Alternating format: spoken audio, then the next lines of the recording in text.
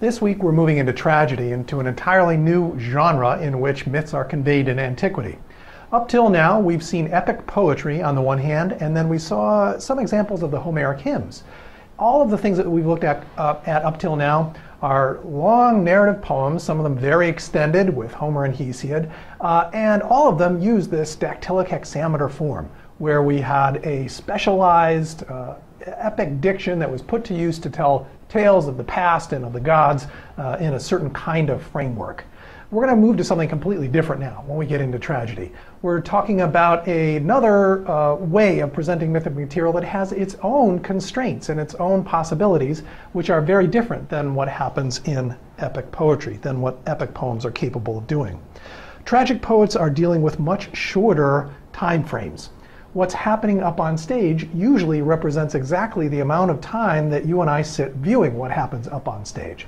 There's more pressure put on that particular smaller time frame to tell the full story in this small bit of time. So we have a lot of more elusive kind of reference to broader mythological traditions that get brought in and brought to bear.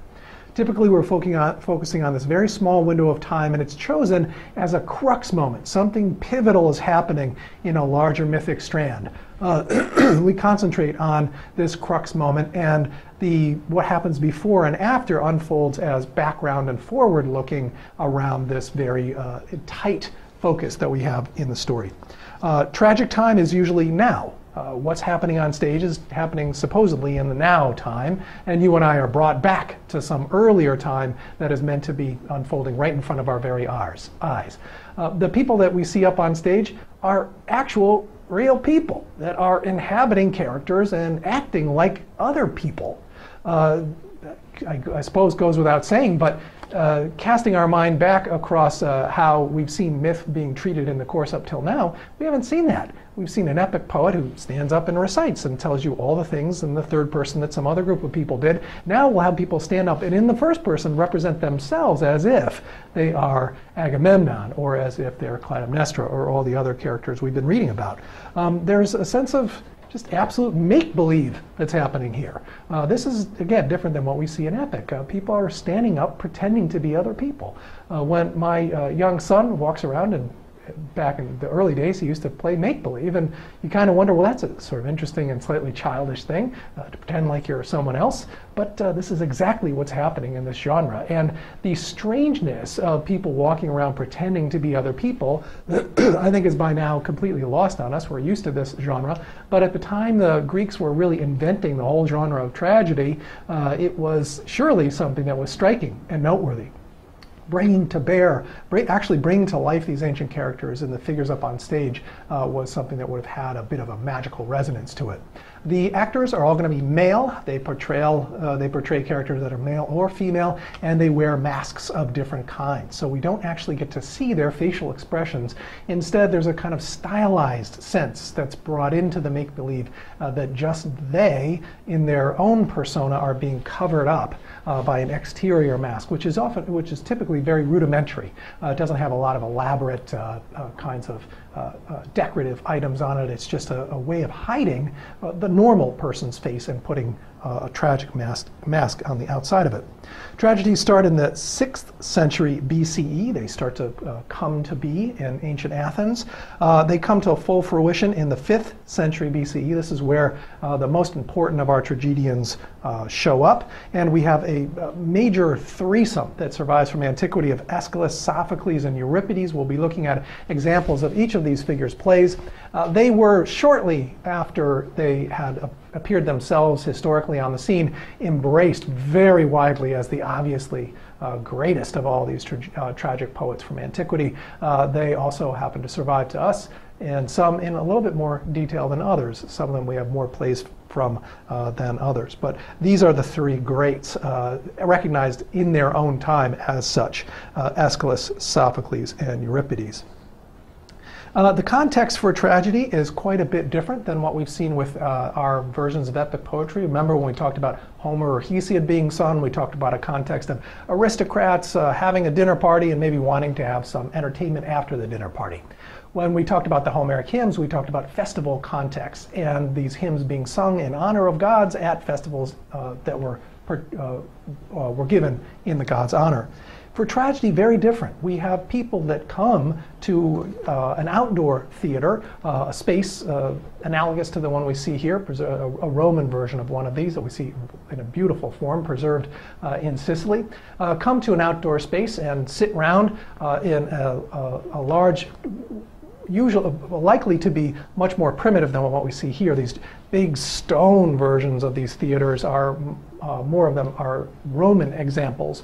The Greek versions would have been less less monumental in their architecture.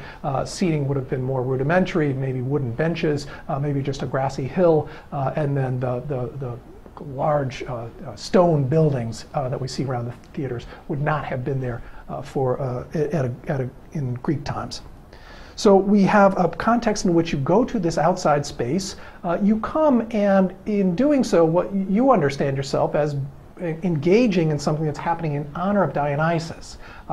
Dionysus was the patron god of theater, and he was drawn out, oftentimes very explicitly, as being the focus of what was happening in the theater. It was meant as a festival in his honor. The most important of these festivals happened in Athens and happened very specifically centered on Dionysus. So when we talk about the theater, we're going to talk about this figure of Dionysus. He's going to come up at a couple of points when we deal with the tragedies themselves, and in particular when we look at the Bacchae, we'll see that Dionysus indeed shows up as a character on our stage. Think about that, a festival in honor of Dionysus in which Dionysus himself is going to participate. Now, drawing our mind a little bit to how these plays are staged. You and I as an audience actually get up, go to this physical space and watch it happen. We go collectively, there's a whole group of us there watching this thing. We're not sitting in one small dinner party and having an entertainment that's been hired on for us. We're actually going to a place where many hundreds of us could sit around and watch this entertainment unfold before us. We see a couple of features when we walk in. There's a very plain stage up front, only a couple of meters off the ground, not high. And that plain stage up front has scenery behind it. We're not going to see it here in our archaeological example, but it has scenery hanging up behind it. That scenery is going to be very plain, very sparse. In the middle of it, though, always is going to be a door. There's a door in the middle of the back of the stage. And usually when we're watching a tragedy, there's going to be stuff that's happening behind that door. So as we're watching, we turn around and look at the door and say, I wonder what's happening back there. What could that be? And then at some point in the play, there'll be characters that disappear behind the door, and we'll say, what's happening back there? And then at some point in the play, the doors might just burst open, and we'll find out what's happened back there behind the door. Some kind of awful, ugly stuff has gone on. So we've got a very spare stage, very spare screen behind us, and a door there that's a focus of a good deal of our attention. Keeping an eye and an ear on that is a very good thing. Now the actors, we have a few of them up on stage. They have these masks on and not very elaborate costumes, and they are reciting lines, imitating, make-believe. We're delivering direct lines in the first person of the characters that they're representing. In front of the actors is going to be a chorus. The chorus has a liminal role. They have a role in between you and I and the actors up on stage. You and I are out here in the audience. Up on stage are the actors that are these individuals back here. In between us, in the zone in between, this is not very well spelled out here in this Roman example, but there would have been a large space in front of the stage before where you and I were sitting, where the chorus moved around. This is a group of people. The chorus comes in a group, a dozen give or take, and these people, as they're engaged in the tragedy, they provide a kind of collective commentary on what's happening up on stage. So there will be actors up there that are delivering lines. They'll have dialogue back and forth, and then the chorus might sort of jump in and say, are you sure you've remembered everything about the story that you're telling this other character? Perhaps you could elaborate on that. And as a group, they'll speak, and then the actor might respond to the chorus and say, what are you people talking about? What do you know? The chorus gets engaged with the actors up on stage. The chorus will also turn around and address us. they typically worry about what's happening up on stage. As the characters are going through the motions of what's going to happen to them, the chorus might turn around and look at us and say, "Can you believe what's happening up there on stage? Those people, look what they're doing. Oh my goodness, don't they realize what's about to happen?" And then they'll turn around to the people on stage, "Don't you guys realize what's happening?" And then they'll turn to us and say, "They don't seem to realize what's happening." They work back and forth between us and the characters up on stage. They are also, in addition to being this kind of go-between in terms of the content of the play, they're also physically in between you and I and the people up on stage. They occupy this liminal space in between the stage and the general audience seating. Also, they're intermediate in terms of their numbers. Those up on stage are single individuals speaking for themselves. You and I out in the audience are a whole collective set of eyeballs watching what's happening there, and we all react collectively to what's happening there. The chorus is somewhere in between a single individual and a collection. They all react as a single individual, though sometimes half of them will say one piece of dialogue, the other half will say the other, and they respond back and forth to each other. But they have a collectivity to them that mirrors us, but they have an oftentimes individually expressed reaction to things that they express in a single voice. So they have all these kind of roles as mediating between us and the people up on stage. The chorus sings songs. Choral odes are an important part of tragedy. Oftentimes what comes out in these odes is going to be really important narrative background. So as the actors are up on stage and they're having some disagreement or fight about some important piece of some consequential piece in their own lives, the chorus will jump in and start singing a song to tell us why it is that these two are so upset with each other. There'll be a background story that comes out through the choral ode. Those odes are sometimes tricky to read. They're dense, they're very elusive. The tragedians, these tragic poets, are assuming that you and I in the audience have seen a lot of this stuff already. So just in the way that if you go to a Hollywood movie that's a sequel, they might assume that you've seen a whole bunch of the movies that are before the sequel. So also in tragedy, it's assumed that you're dealing with a highly literate audience, literate in the sense of having seen lots of tragedies, and you have a sense of what the tradition is. So it allows the poets to say a lot with just a mention of a few proper names or specific places. It taxes us then as modern readers to make sure that we're up to speed on the traditions that they're referencing. And I'll do my best to try to pull out those traditions and highlight them such as they're relevant to the plays, but there'll be many more that are referred to in the tragedies that we'll only just be able to make mention of in our class. So the more materials that you want to dig into and look into yourself, the better it's going to be for you. The stories that we are allowed or that are capable of being told in this genre are compressed. We already talked about this compression in time. They're also compressed in terms of the people that are involved. We've got these a few people up on stage, 1, 2, maybe 3.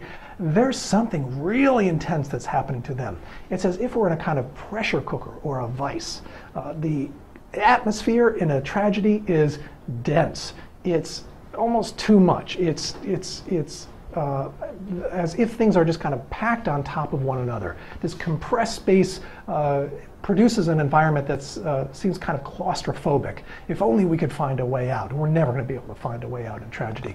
In that way that epic poetry might be described as being centrifugal, we're pushing ourselves to the very edges of the earth. The movement in tragedy is very much centripetal. It moves toward the middle, and people get confined and sucked into spaces that they might otherwise have wished to escape. But escape is not going to be possible, sadly, for many of the people that we have a look at. It's also going to be a different kind of story that's told the fantastic elements that are possible in epic. We could have marvelous voyages across vast spanses of time, meeting strange people in one side of the world to the other. We can go to the underworld and come back.